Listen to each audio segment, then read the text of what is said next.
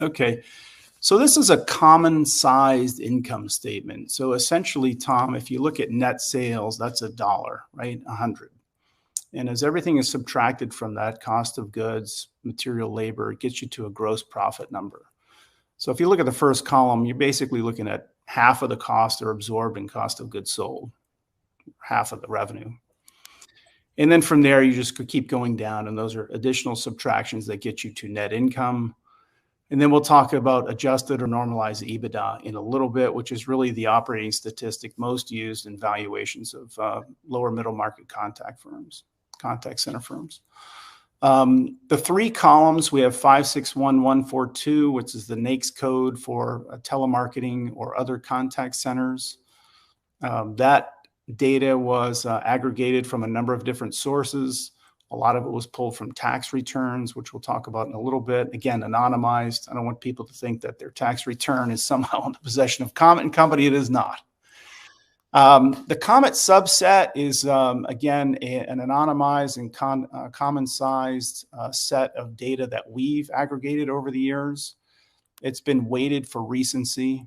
In other words, 22 is going to be more heavily weighted than 21 and 20, et cetera. So that's fairly up to date from the subset that we look at. And we look at, again, lower middle market firms that are privately held. That's 5 to 40 million, closely held either by a sole proprietor or a very limited partnership. And you have found, and I mean, obviously I'm probably speaking to the choir here, but benchmarking is so the numbers can get bigger or smaller, but the percentages are basically the same, whether you're talking, lower tier or that upper tier 40 million-ish contact center BPO, correct? Yeah. And then the last column are public companies. So we analyzed 3 public companies in, kind of in our purview. And then we just gave you, they don't provide all of the various breakdowns of their costs, but we gave you kind of the high level numbers of where they come in. Now, this is called vertical analysis, and how you use it is basically to measure your firm against peer firms. If you were to look at, on the far left, 561142 versus public companies, you'll see some pretty big discrepancies there. Those are made up of basically 3 categories. Number 1 are accounting policies or practices. Some things below the line or above the line maybe change when you get to a public company. That will also include unprofitable firms, which we may not get a chance to look at because it's difficult to sell an unprofitable firm. When you get to the Kommit subset, these are typically profitable firms, again, privately held, predominantly employing domestic labor to fulfill their services.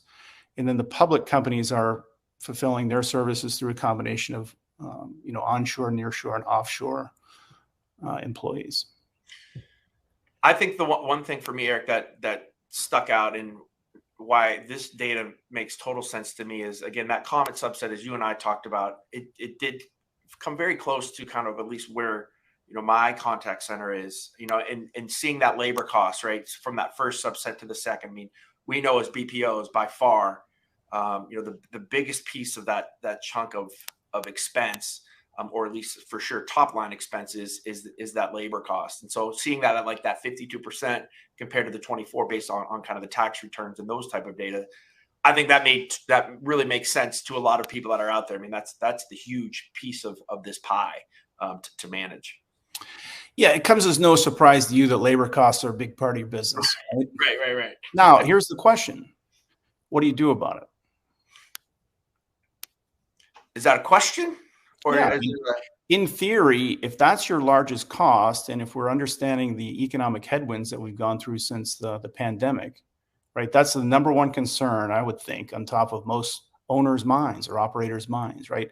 How do I sustain significant wage growth while my revenues don't grow at the same pace, right? So the answers to those are what? I mean, you've got a plethora of answers.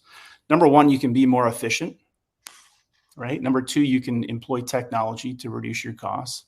And number 3, you can find lower cost areas to do business, right? Now, when you're forced to make a decision on which one of those 3 you want to go with, I think everybody would say, well, I'm going to try all 3. Right. Now, the last one, as far as moving business geographically, is probably, has the longest tail to it. But if we just think about the first one, just operational efficiency, this is where the operational KPIs tie directly into financial performance, right? The more effective and efficient you are at answering calls, at first call resolution, at having, highly qualified, skilled, and trained people on the phones, right? The faster you're going to turn revenue into profit.